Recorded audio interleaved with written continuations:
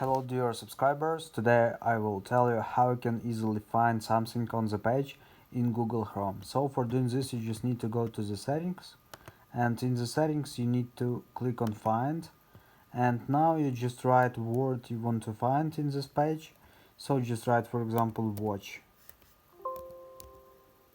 So here you can see that it find about 200 words which consists of watch.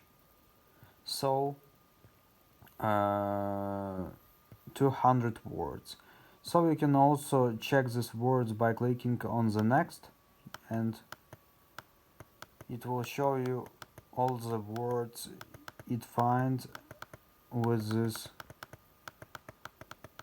word. So try, and I hope that I help you. So thanks for watching, have a nice day, subscribe to my channel, click like, and goodbye.